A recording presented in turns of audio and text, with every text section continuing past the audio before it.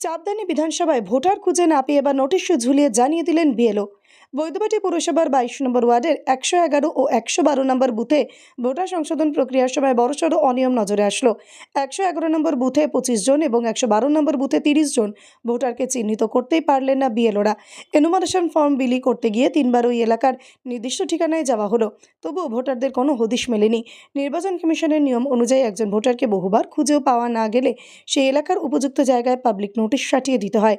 ঠিক সেই নির্দেশ মেনেই নোটিশ টানিয়ে দিলেন বুথের দায়িত্বে থাকা বিএলওরা। পরিসংখ্যান বলছে, এলাকায় গিয়ে ভোটারদের খুঁজে পাননি সঙ্গে থাকা বিএলওরা।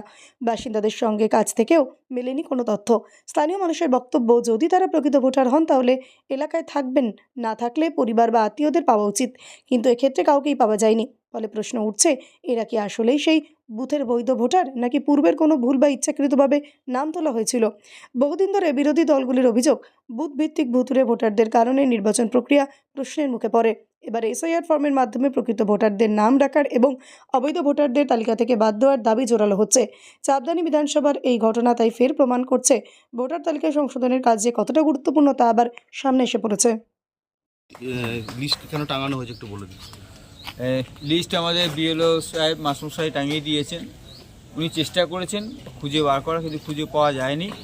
অ্যাজ পার নির্বাচন কমিশনের যে রুলস আছে, সেই গাইডলাইন, এসআইআরের যে গাইডলাইন, সেই মেনে করেছেন। এবং আমি এলাকাবাসী হিসেবে বলবো, এগুলোকে আরও ছানবিন করা দরকার আছে এবং একটা শুদ্ধ, পরিশুদ্ধ, সঠিক ভোটার লিস্ট, ভোটার তালিকা তৈরি হোক। এটা আমাদের কাছে, নির্বাচন কমিশনের কাছে আমাদের দাবি। এবং এই ভুতুড়ে ভোটার ইলেকট্রাল প্রসেস থেকে বাদ দেওয়া হোক, অবিলম্বে এগুলোকে বাদ দেওয়া, আইডেন্টিফাই করে যদি এর মধ্যে কিছু খুঁজে পাওয়া যায় তো ভালো, আর নাহলে এগুলোকে বাদ দেওয়া হোক।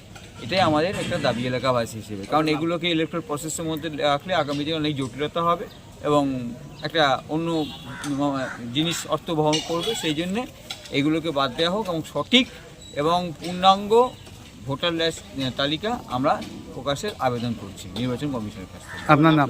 আমার নাম হচ্ছে দেবাশিস বোস। আমি এই এলাকার সমাজসেবী এবং এলাকার স্থায়ী বাসিন্দা।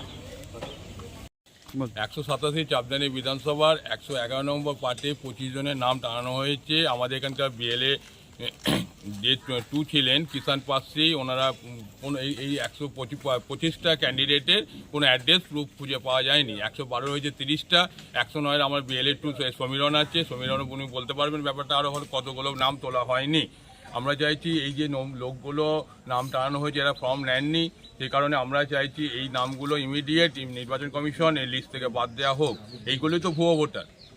এই যদি এই ক্যান্ডিডেট কেউ না থাকেন, বাড়ি কোনো অংশীদার কোনো যদি না করেন, এই ফর্মটা না নেন, যদি ফর্মটা না জমা দেন, তার মধ্যে এগুলো কারা? এগুলো তো আমরা প্রশ্ন তুলছি। নির্বাচন কমিশন এই লোকগুলোকে আইডেন্টিফাই করুক এবং এদের ভোটার লিস্ট থেকে স্বচ্ছ ভোটার লিস্ট তৈরি করার জন্যে আমাদের দাবি থাকবে। আপনার নাম? আশিস পাল, এই এলাকায় বাসিন্দা আমি।